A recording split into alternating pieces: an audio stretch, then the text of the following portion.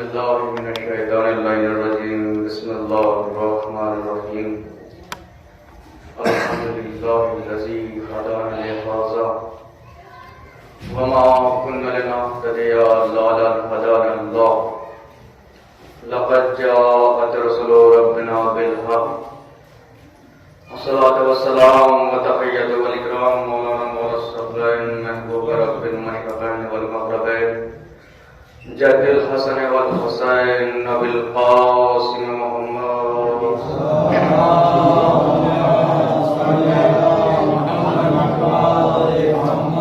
بسم الله الرحمن الرحيم نادي عليا مظهر العجائب تجهدون اللقاء في النوائب كلهم من وغم سينجلي بعظمتك يا الله بنبوتك يا محمد بولایتک یا علی یا علی یا علی صلوات اللهم صل على محمد وآل محمد طیبین الطاہرین المعصومین المظلومین ولعنۃ اللہ علی قوم الکافرین والظالمین وقال رسولہ الکریم وقال اصدق الصادقین فی القرآن الکریم بسم اللہ الرحمن الرحیم ان الدین عند اللہ اسلام صلوات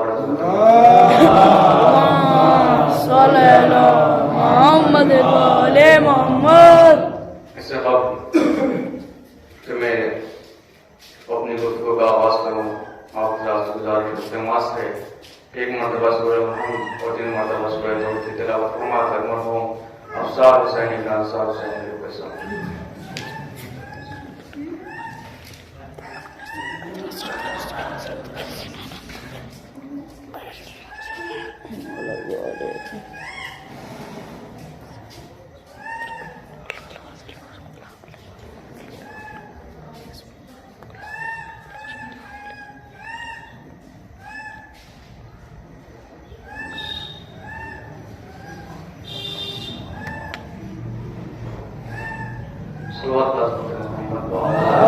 اللهم صل على محمد وآل محمد.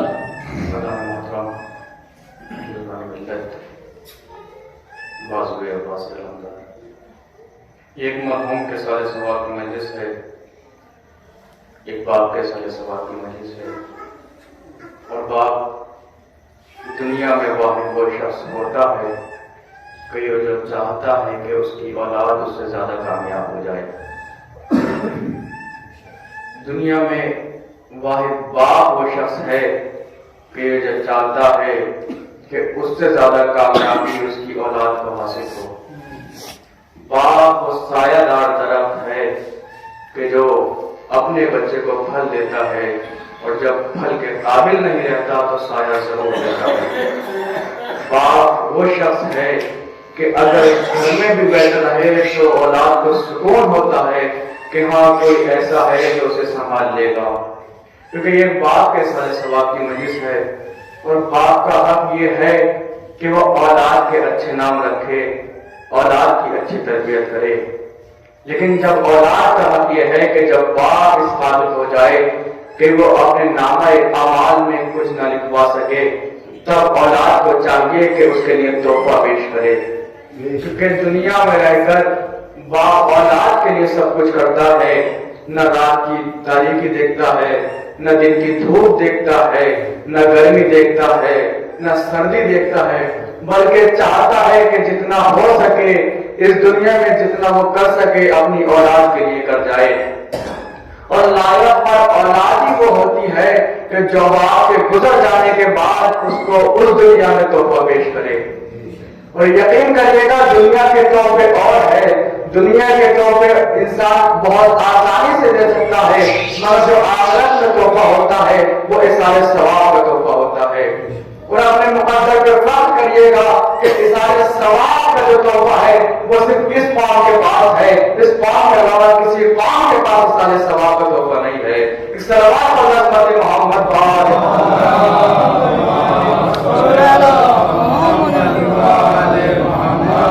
کہ ایک اثار ثواب کی مجلس ہے. اثار ثواب کی مجلس اس لیے کی گئی تاکہ پتہ چلے کہ ہم جیسا باپ کو چاہتے باپ کو چاہتے تھے ویسا ہم مرنے کے بعد بھی باپ کو چاہتے ہیں. جیسے ہم زندگی میں باپ کو پسند کرتے تھے ویسا ہم اب بھی باپ کو پسند کرتے ہیں. ہماری پسند کا تو معلوم ہو گیا کہ ہمیں سب سے زیادہ اپنے والدین پسند ہے, ہمیں سب سے قریب اپنے والدین پسند ہے, اس لیے ہم نے ان کے سارے ثواب کے لیے مجلس کو رکھا. اب آئیے اللہ سے پوچھتے ہیں اللہ تیرے نزدیک سب سے پسندیدہ کیا ہے؟ تو خالق کائنات نے قرآن مجید میں آواز دی, بسم اللہ الرحمن الرحیم, ان الدین عند اللہ الاسلام. میرے نزدیک سب سے پسندیدہ دین اسلام ہے. دیکھیے موسم کا اثر نہ کیجیے گا, اگر موسم کا اثر عبادت پہ ہوتا, ماحول کا اثر عبادت پہ ہوتا تو کبھی میسم دار پہ نہ چلتے, کبھی کوئی یزیدیت کو چھوڑ کے حسینیت میں داخل نہ ہوتے. اس لیے بولتے رہیے گا تاکہ میں نے جو کچھ پڑھا ہے وہ آپ کے حوالے کر سکوں, اپنی محنت آپ کو دے سکوں. صلوات پر رحمت محمد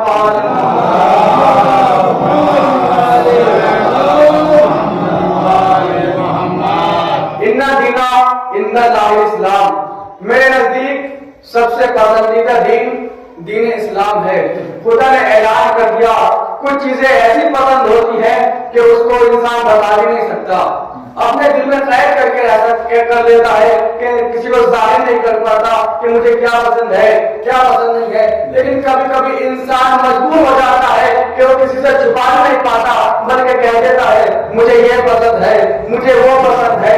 خالق کائنات کو جب پسند ہو گیا تو اس نے بھی کھلا قرآن میں اعلان کر دیا بسم اللہ الرحمن الرحیم, ان الدین عند اللہ الاسلام. میرے نزدیک سب سے پسندیدہ دین اسلام ہے, سب سے پسندیدہ دین اسلام ہے. اب یہ دین کچھ تو ہے جو اللہ کو پسند ہے, کچھ تو ہے جو اللہ کو پسند ہے. ہم نے کہا پالنے والے یہ بتا دے یہ دین ہے کیا جو تجھے اتنا عزیز ہے. کہا پوچھ لو کسی سے لو پوچھ لو. کہا ہم نے پوچھنا شروع کرا. ایک شخص نے جب اس آیت کو پڑھا ان الدین عند اللہ الاسلام, جانے کے بعد مولانا صاحب کے پاس گیا. کہا پالنے والے نے یہ کہا ہے کہ اس کے نزدیک سب سے پسندیدہ دین اسلام ہے. یہ دین کچھ تو ہے, یہ دین آخر ہے کیا جو خالق کائنات کو اتنا پسند ہے. رسول اللہ سے پوچھ لیجئے گا وہ بتا دیں گے دین کیا ہے. کہا ہمیں ایسے کی سننا ہے جس کے آپ سین بھی جاتے ہو شین بھی جاتے ہو, سین شیشان میں دیکھیے گا جس کی سین بھی مانتے ہو جس کی شین بھی مانتے ہو, ہمیں ایسے کے پاس بھیجیے گا. ہم نے کہا ٹھیک ہے آپ ایسے کی سنیے گا جو سین بھی جاتے ہو جس کو شین بھی مانتے ہو. ہم نے کہا سنیے گا کیا رسول کی مان لیں گے. میں کہا اگر رسول کی مان لیتے تو علی سب کے مولا ہوتے. تھوڑا سا بیکار ہے گا. میں کہا تم رسول کی مان لیتے تو علی سب کے مولا ہوتے, علی امیر المومنین نہیں ہوتے. لیکن تم نے رسول کی بھی نہ مانی. کہا تو پھر ایسے کا بتائیے گا صلوات پر رحمت محمد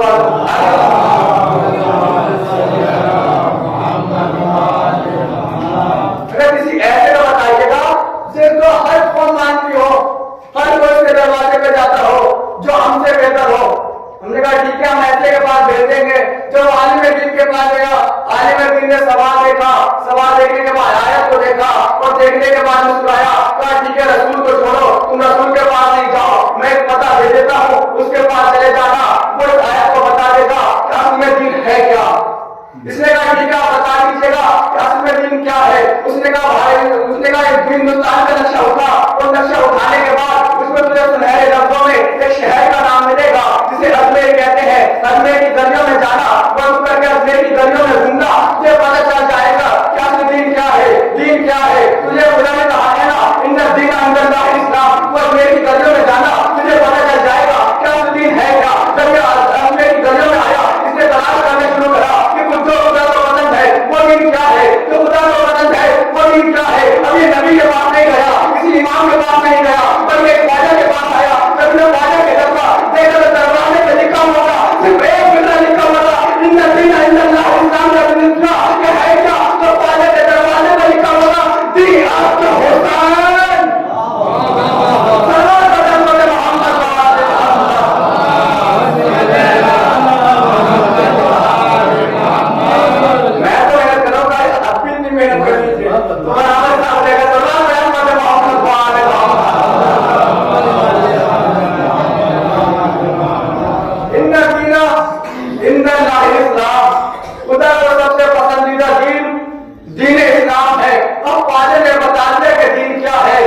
دین اب حسین، حسین دین ہے۔ اگر خواجہ کی لغت سے دیکھا جائے اور اس آیت کا ترجمہ کیا جائے تو یہی آئے گا کہ اگر خدا کو سب سے پسندیدہ کوئی ہے تو صرف حسین ہے۔ اگر خدا کو سب سے پسندیدہ کوئی ہے تو کون ہے؟ اگر خدا کو سب سے پسندیدہ کوئی ہے تو کون ہے؟ حسین۔ اگر خدا کو سب سے پسندیدہ کوئی ہے تو فقط حسین ہے۔ تو اللہ اپنے مقدس کا فرق کیجیے گا کہ یہ وہ مرحلہ ہے جہاں خدا کی پسند اور آپ کی پسند ایک ہے، جہاں پر خدا کی پسند اور آپ کی پسند ایک ہے۔ کیا کہا؟ ان الدین عند اللہ اسلام، خدا کے نزدیک سب سے پسندیدہ دین دین اسلام ہے۔ کیا پروردگار کے نزدیک سب سے پسندیدہ دین دین اسلام ہے۔ اب یہ دین ہے کیا؟ ہم نے کہا خالق کائنات بتا دے کہ دین ہے کیا؟ کا علماء لغات سے پوچھئے کہ دین ہے کیا۔ جب ہم نے علماء لغات سے پوچھا کہ یہ دین ہے کیا تو علماء لغات نے کہا کہ دین کے کافی معنی ہے، لیکن سب سے قریب ترین جو معنی ہے وہ ہے مقصد کے۔ جو سب سے زیادہ معنی ہے وہ ہے مقصد کے، جو سب سے قریب ترین معنی ہے وہ ہے مقصد کے، یعنی پروردگار کہنا چاہ رہا ہے کہ میرے نزدیک سب سے پسندیدہ مقصد ہے۔ اور یہ مقصد وہی ہوتا ہے کہ اگر مقصد زندہ ہے تو انسان زندہ ہے، اگر مقصد مر گیا تو انسان جیتے بھی ہو لیکن موت ہو جاتی ہے۔ اور انسان تاریخ اٹھا کے دیکھ لیجیے گا، بہت سی لڑائیاں صرف مقصد کے لیے ہوئی ہے، کیوں؟ اس کے اگر مقصد زندہ تو انسان زندہ، اگر مقصد مر گیا تو انسان مر گیا۔ یعنی جس کا مقصد زندہ رہتا ہے تو وہ زندہ رہتا ہے، جس کا مقصد مر جاتا ہے وہ انسان مر جاتا ہے۔ اگر اس نظریے سے دیکھیے تو حسین زندہ ہے، یزید مر گیا، حسین زندہ مر ہے، وہ یزید مرتا والے کیوں؟ یہ اذانیں بتا رہی ہے، یہ اذانیں زندہ زندہ کہہ رہی ہے کہ حسین جیت گئے، یزید ہار گیا۔ نماز اسے نہیں پڑھنا ہے لیکن اسے تفصیل سیکھ کے کہنا ہے یزید ہار گیا، حسین جیت گئے۔ حاجی آواز کر رہے ہیں مگر اعلان کہہ رہا ہے کہ حسین جیت گئے، یزید ہار گیا۔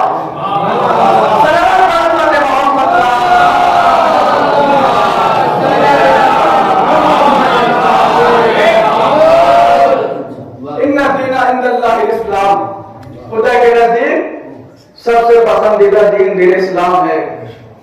دین کا مقصد ہے، دین کا مطلب ہے مقصد کا۔ پروردگار تو نے مقصد تو بتا دیا، اس کے لیے کوئی اہتمام کیا بھی نہیں کیا، اس کے لیے کچھ کیا تو نے یا نہیں کیا؟ کہا میں نے مقصد کے لیے رکھا ہے منصب، مقصد کے لیے رکھا ہے منصب۔ کا کتنے منصب رکھے؟ کا دو، ایک نبوت ایک امامت۔ کا خالق کائنات یہ کیسے؟ مقصد ایک منصب دو، کا ذمہ داریاں دو تھی، ذمہ داریاں دو تھی، منصب دو رکھا۔ کا کیسے؟ کا ایک مقصد پہنچانے والا، ایک مقصد پہنچانے والا۔ کا مقصد دو تھے، مقصد ایک تھا لیکن منصب دو تھے۔ کا کون سے؟ کا نبوت امامت۔ کا خالق کائنات ایک کو ہی رکھ دیتا، یا تو امامت کو رکھ دیتا یا نبوت کو رکھ دیتا۔ کا نہیں، ذمہ داریاں دو تھی، مقصد کو لانا، مقصد کو بتانا۔ اور بھی دو رکھے، نبوت امامت۔ نبوت کا کام ہے مقصد کو لانا، امامت کا کام ہے مقصد کو بتانا۔ نبوت کا کام ہے مقصد کو لانا، امامت کا کام ہے مقصد کو بچانا۔ کہنا ان الدین عند اللہ الاسلام، مقصد کو بچانا، مقصد کو بچانا۔ مقصد نائب نبی بتایا امامت نے، ابواب زینب کے فضائل میں اپنی تقریر کا سب سے اہم جملہ آپ کی پاکیزہ صحابہ کے حوالے کر رہا ہوں۔ جو دین کو لائے اسے نبی کہتے ہیں، یعنی مٹتا ہوا دین جو کربلا کے میدان میں بچائے اسے امام کہتے ہیں، جو جلتے ہوئے جہنم سے امامت کو بچا لے اسے زینب کہتے ہیں۔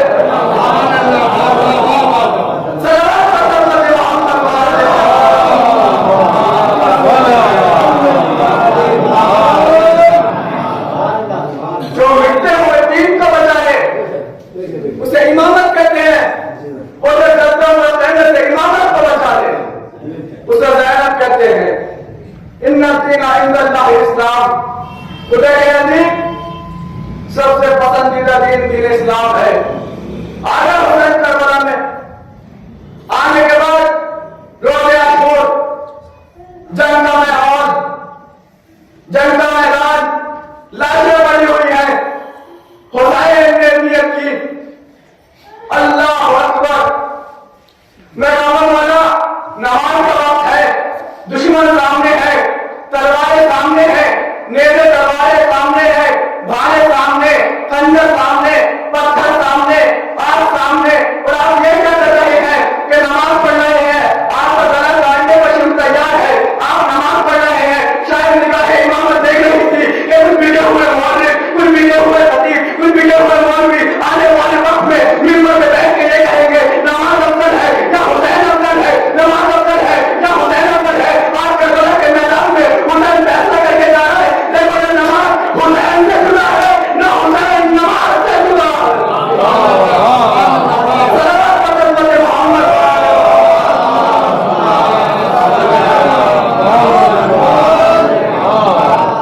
نہ حسین نماز سے جدا ہے، نہ نماز حسین سے جدا ہے۔ اگر کوئی ممبر پہ آنے کے بعد کہے کہ نماز افضل ہے یا حسین افضل، وہ سب کچھ ہو سکتا ہے مگر حسین والا نہیں ہو سکتا، کیونکہ حسین نے کربلا کے میدان میں فیصلہ کر دیا کہ دیکھو نہ حسین نماز سے جدا ہے، حسین کے کرم اور کرم سے جدائی ہو سکتی ہے مگر نماز اور حسین میں جدائی نہیں ہو سکتی۔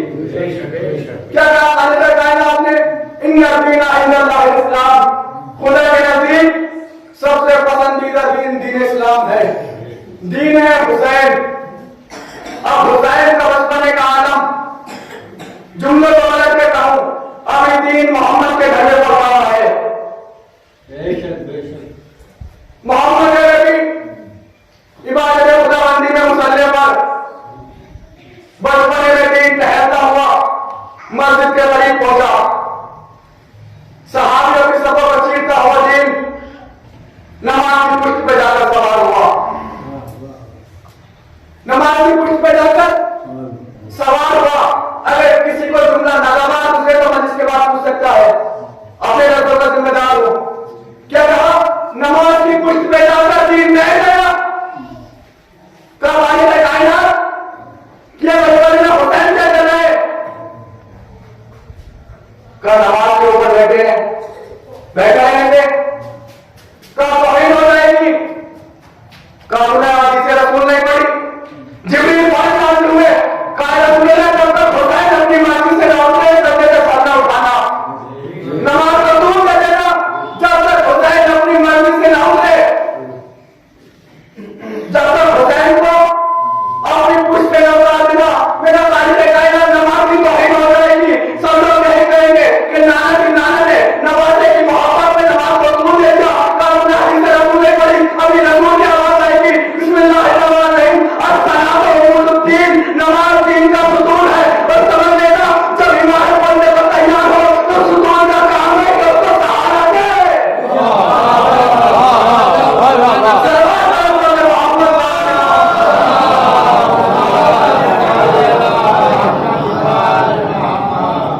ان الدین عند اللہ اسلام، خدا کے نزدیک سب سے پسندیدہ دین دین اسلام ہے۔ خالق کائنات نے اعلان کر دیا، خواجہ نے بتا دیا حسین دین ہے، نبی نے کہہ دیا الصلاۃ عمود الدین، نماز دین کا ستون ہے۔ اب اگر کوئی چاہتا ہے کہ اسے معرفت دین ہو تو مصلی پہ جانا پڑے گا، نماز کو ادا کرنا پڑے گا۔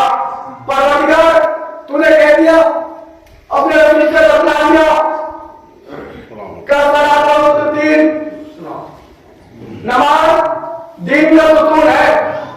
اب اس کو پڑھے تو پڑھے کیسے؟ کا ذمہ داری ہدایت کی ہے، بتانا تو پڑے گا۔ کہ ہم ایسے چلے جائیں گے، ہمیں نہ حدیث کا معلوم نہ بات کا معلوم،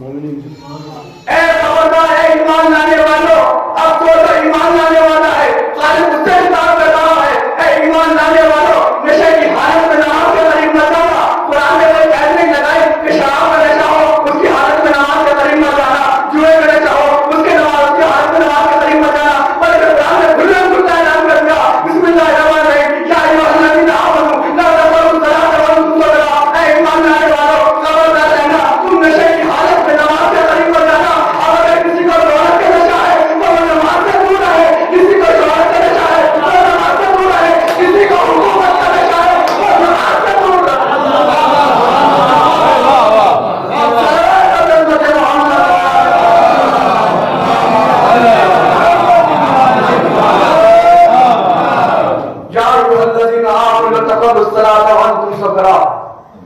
اے ایمان لانے والوں خبردار رہنا، نشے کی حالت میں نماز کے قریب مت جانا۔ اب اسے جس چیز کا نشہ ہے وہ مصلی پہ نہ جائے۔ کب پھر کیسے نماز پڑھو پڑھے؟ کہا جیسے تمہارے نبی نے پڑھی، مسکراہٹیں بہت اچھی ہیں، کہا جیسے نبی نے پڑھی۔ کہا پروردگار نبی نے کیسے پڑھی؟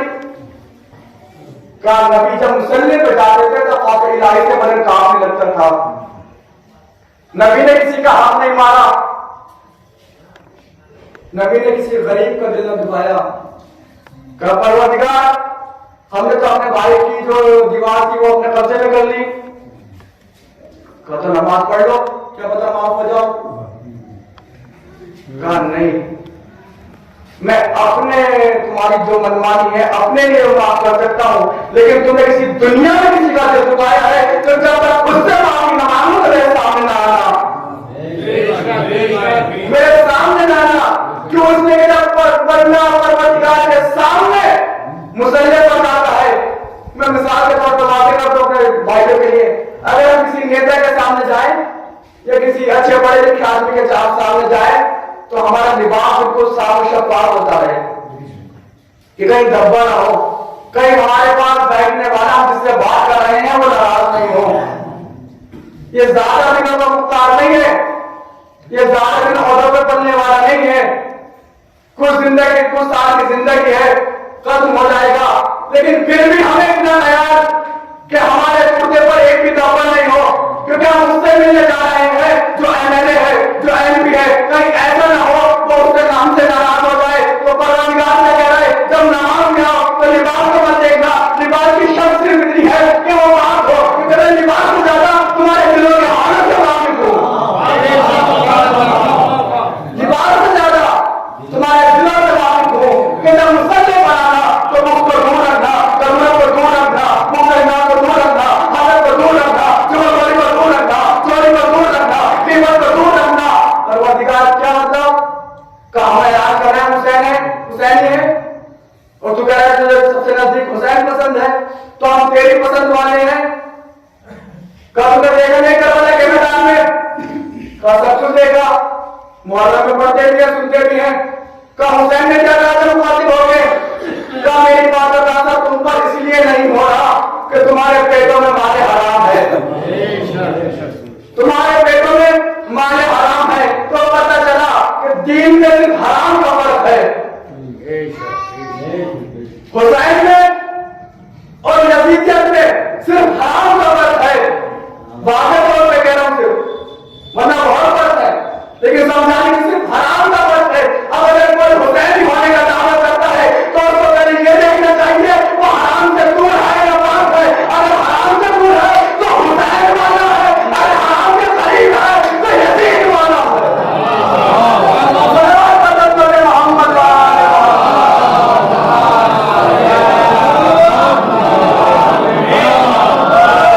محمد ان اللہ اسلام، خدا کے نزدیک سب سے پسندیدہ دین اسلام ہے۔ خواجہ نے اعلان کر دیا حسین ہے دین۔ اب چھٹے امام سے کسی نے سوال کیا، اے مولا یہ بتائیے دین ہے کیا؟ کہا 5 چیزوں کا نام دین ہے۔ کہا کیا کیا؟ کہا نماز، روزہ، زکات، حج اور 5ویں میرے دادا کی ولایت۔ 5ویں میرے دادا کی ولایت، دین کا بھی عظیم مزاج ہے، اس کو پسندی بات آتے ہیں. پانچ چیزوں کا نام دین ہے. کامرا ان پانچوں میں سب سے وزنی کون ہے؟ دیکھیں دین کیا ہے. کئی پانچوں میں سب سے وزنی کون ہے؟ اسے سوال کیا نماز، امام نے کہا نہیں. کہا روزہ، کہا نہیں. کہا زکات، کہا نہیں. کہا حج، کہا نہیں. اب وہ خاموش ہو گیا. امام نے کہا سب سے بھاری اس میں چیز ہے میرے دادا کی ولایت. جب اس نے یہ سنا، اس نے مولا کی طرف کو دیکھا، کہا ہوا آپ ہم لوگ کا قصیدہ پڑھنا ہے. نماز اللہ کی ہلکی ہو گئی، روزہ اللہ کا ہلکا ہو گیا، حج اللہ کے لیے کیا جاتا ہے ہلکا ہو گیا، زکات اللہ کے لیے دیا جاتا ہے وہ ہلکا ہو گئے. امام نے امام کے ماتھے میں شکن آیا، اور شکن آنے کے بعد امام نے اسی طرف دیکھا اور جملے والے غصے میں کہا کہ تجھے شرم نہیں آتی، تجھے انصاف کرنا نہیں آتا. ایک نماز ہلکی، روزہ ہلکا، زکات ہلکا، حج ہلکا. کیوں؟ اس لیے کہ نماز مسافر پہ فرض ہو جاتی ہے، روزہ مریض پہ معاف ہو جاتا ہے، زکات غریب پہ معاف ہو جاتا ہے. حج پر ساتھ بیٹھنے والا نہیں جا سکتا، لیکن میرے دادا کی ولایت واحد وہ ہے کہ جو مسافر پر واجب ہے، جو غریب پر بھی واجب ہے، جو ایماندار پر بھی واجب ہے. میری طرف ان کے مطابق اتنا آیا یا تو دین ہے تو غدیر کا میدان ہے، یا دین ہے تو کربلا کا میدان ہے. جو غریبی کو نہ مانے وہ بھی لعنت کی، جو کربلا کو نہ مانے وہ بھی لعنت.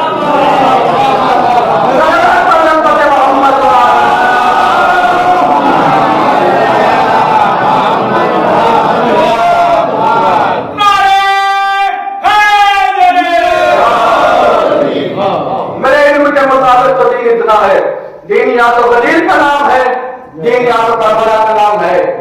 جو دین کا دشمن ہے وہ غدیر کا بھی دشمن ہے، جو دین کا دشمن ہے وہ کربلا کے دشمن ہے. وہ خالی صرف دین کا دشمن نہیں بلکہ خدا کی پسند کا دشمن ہے. اور جو خدا کی پسند کا دشمن ہو جائے اس کا ٹھکانہ صرف جہنم ہے.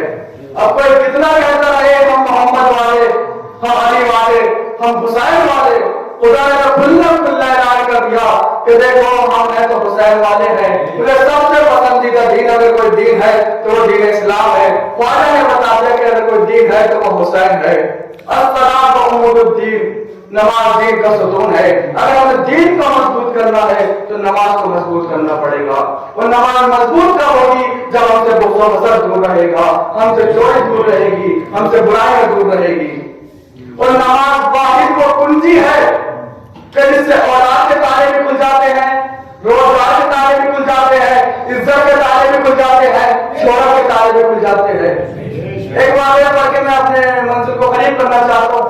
ایک شخص آیا ایک بادشاہ کے پاس.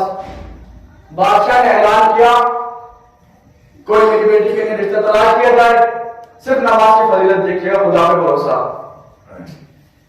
کہا بیٹی کے لیے رشتہ تلاش کیا جائے. رشتہ تلاش ہوا، کوئی نہیں ملا.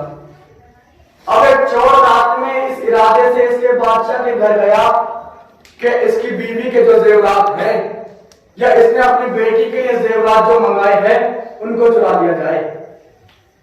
یہ بادشاہ کے گھر پہ پہنچا. جانے کے بعد اس دروازے پہ پہنچا کہ جہاں بادشاہ اور اس کی فیملی اپنی بیٹی کی شادی کے بارے میں باتیں کر رہی تھی. یہ گیا، جانے کے بعد دروازے پہ کھڑا ہوا. اس نے کہا لگایا کہ اندر کیا باتیں چل رہی ہیں. بادشاہ اپنے نوکروں سے کہہ رہا تھا کہ جو صبح میں سب سے پہلے نماز کے لیے آئے، جو صبح میں سب سے پہلے مسجد میں نظر آئے، اس سے میری بیٹی کا عقد کر دینا، اس سے میری بیٹی کا عقد کر دینا. اور میں یہ وعدہ کرتا ہوں کہ جب اس سے عقد ہو جائے گا تو میں آدھی سلطنت اس کے نام کر دوں گا، اس کی آدھی سلطنت اس کے نام کر دوں گا. اب اس نے سوچا کہ کہاں ہار کے چکر میں پڑوں، بے نمازی کا کہا آپ کو چکر ماری لیتے ہیں، کیا پتا آدھی سلطنت ہمارے پاس آ جائے. اب یہ مل کے ٹوپلوں پہ لگا کے آدھی رات سے مسجد میں جا کے مسلح پہ بیٹھے اور جو دعائیں میں زندگی بھرنا پڑی وہ پڑھ ڈالی صاحب، اور جا کے یہ مسلح پہ بیٹھ گئے. اب صبح رمضان ہوئی، نماز کا وقت آیا.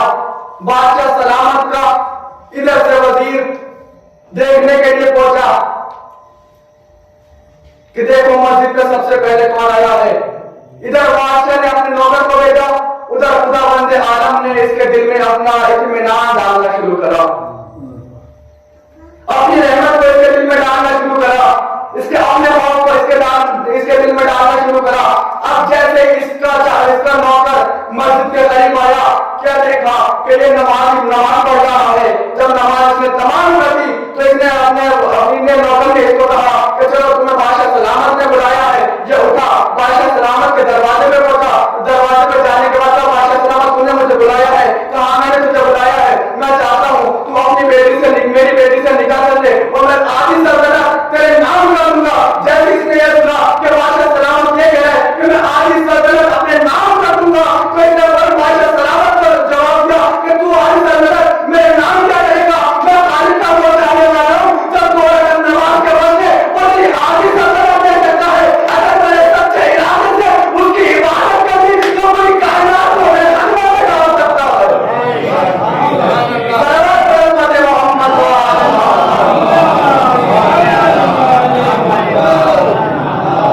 اگر کوئی سچے دل سے اس کی عبادت کرے تو دنیا کی ساری نعمتیں اللہ اس کے قدموں میں ڈال دیتا ہے۔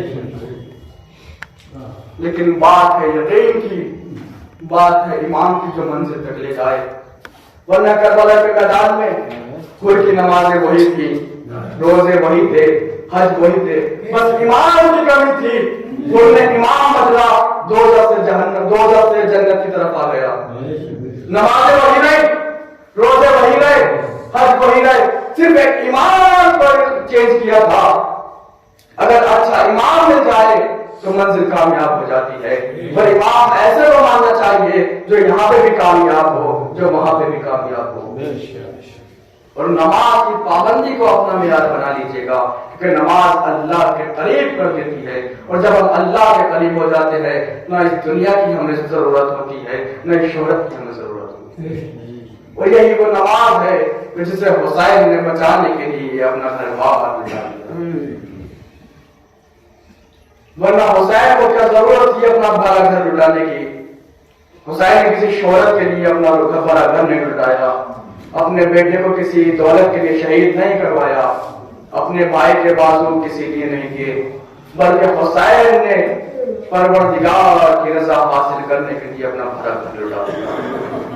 ہاں عزیزو، ایک مرحوم کے سال ثواب کی مجلس ہے، ایک باپ کے سال ثواب کی مجلس ہے۔ بڑے اچھے سے اہتمام کیا گیا، فاتحہ دلائی گئی، مجلس کرائی گئی۔ لیکن ایک باپ کربلا کے میدان میں وہ تھا کہ جس کے بیٹے کے ہاتھوں میں ہتھکڑیاں تھی، پیروں میں بیڑیاں تھی اور گلے میں خاردار توق تھا، اور وہ لاشوں کے درمیان سے ایسے گزر رہا تھا کہ جیسے اس کا چاہنے والا کوئی نہ ہو۔ ہاں عزیزو، کربلا کا وہ میدان کے جب شہید کر دیے گئے اور حسین اپنی رخصت کے لیے خیموں میں آئے ہیں تو حسین نے کیا دیکھا کہ ایک عجیب مرحلہ ہے، ایک عجیب درد ہے خیموں کے اندر آنے کے بعد۔ اور ہر بی بی یہ حسین کا نام پکڑ کر کے یہ کہہ رہی تھی، اے مولا ہمیں کس کے بھروسے چھوڑ رہے ہو، اے مولا ہمیں کس کے بھروسے چھوڑ رہے ہو، اے مولا ہمیں کس کے بھروسے چھوڑ رہے ہو۔ مگر حسین کی نگاہوں نے دیکھا کہ ہر کوئی بی بی نظر آتی ہے، مگر حسین کی بہن نظر نہیں آتی کہ جس نے وعدہ کیا تھا، حسین میں تجھے تنہا نہیں چھوڑوں گی، حسین میں تجھے اکیلا نہیں چھوڑوں گی، حسین جہاں جہاں تو جائے گا بھیا میں تیرے ساتھ رہوں گی۔ لیکن آخری وقت میں حسین کو وہ نظر نہیں آتی۔ اب جو حسین نے دیکھا کہ زینب کہاں ہے تو عجیب منظر دیکھا، حسین نے کہا زینب ایک صندوق کے ذریعے بیٹھی ہے اور کپڑوں سے نکال رہی ہے۔ اور جو حسین نے کہا اے بہن زینب کیا کر رہی ہو؟ زینب ایک جملہ کہا، میری ماں نے کو کر دیا تھا، میں اس کو طلاق کر رہی ہوں، میری ماں نے وصیت کی تھی جو میرا حسین کا اپنے صبر ہو اس کو دے دینا۔ حضرت اللہ جب حسین کا اپنے صبر ہو تو اس کرتے کو دینا۔ ہاں جو آخری وقت آیا حسین سب بیویوں سے الوداع کہنے لگے۔ حسین نے خدا حافظ کہا، خدا حافظ کہنے کے بعد حسین زلجلہ کے قریب آئے، قریب آنے کے بعد حسین چاہتے ہیں کہ سوار ہو۔ اب جو حسین پہلے سوار ہوا کرتے تھے تو ایک طرف علی کے بعد ہوا کرتے تھے، ایک طرف عباس ہوا کرتے تھے۔ قائل قربت حسین، اب جو حسین نے دیکھا نہ دائیں جانب کوئی ہے نہ بائیں جانب کوئی ہے، حسین گلے طرف گیا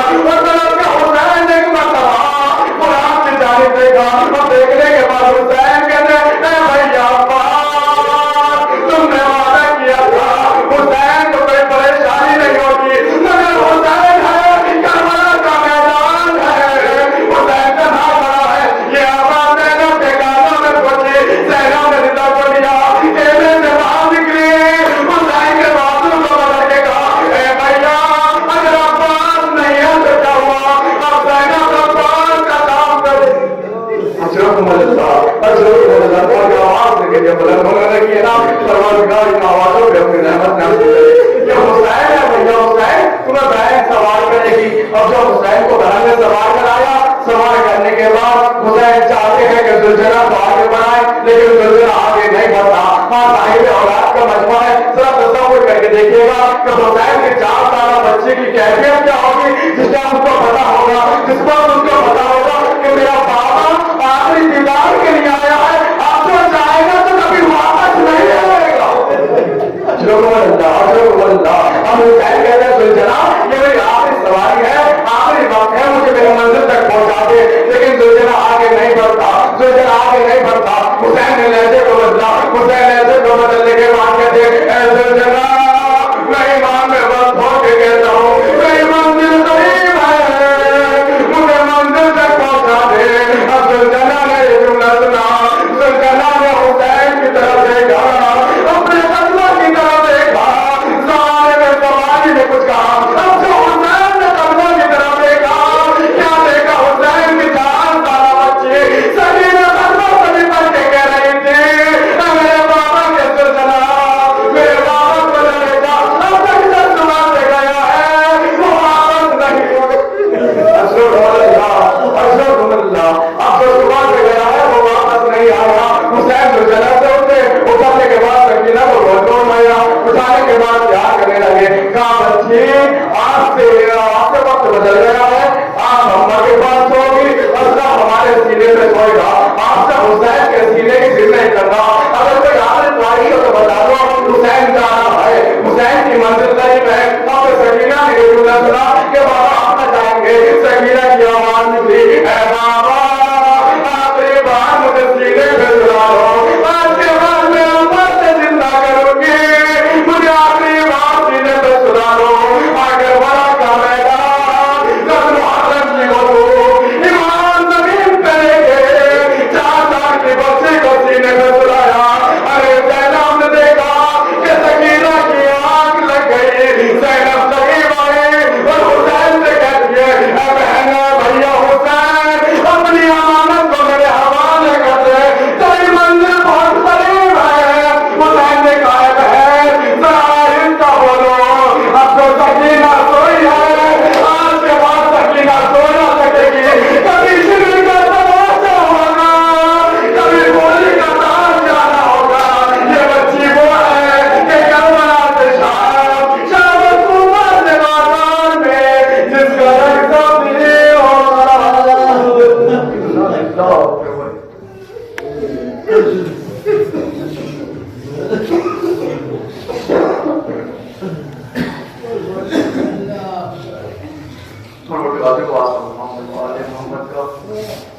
ہماری سلیل سی بات کو قبول فرما.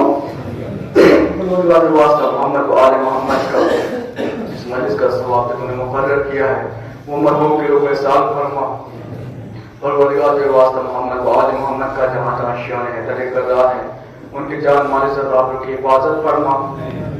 پروردگار کے واسطہ شیخ ماں کے شیخ علی اصغر کا جو بے اولاد مراد صالح عنایت فرما. پروردگار کے واسطہ حبیب ابن مسائل کا ہمارے بزرگوں کا سایہ ہمارے سروں پر دائم قائم رکھ. پروردگار کے واسطہ محمد و آل محمد کا آیت اللہ سستانی آیت اللہ خامنہ اور دیگر علماء کی حفاظت فرما. پروردگار کے واسطہ محمد و آل محمد کا روضہ مقدسہ کی حفاظت فرما. پروردگار کے واسطہ محمد و آل محمد کا جو مخلوق ہے کہ خرچ و خزانے رحمی سے ادا فرما. پروردگار کے واسطہ محمد و آل محمد کا ہم وارث کے ہوتے ہوئے بھی بے وارثوں کی طرح زندگی گزار رہے ہیں ہمارے آخری ایمان پہ زور میں تعجیل عطا فرما. ہم ان کے ناصروں میں شمار فرما.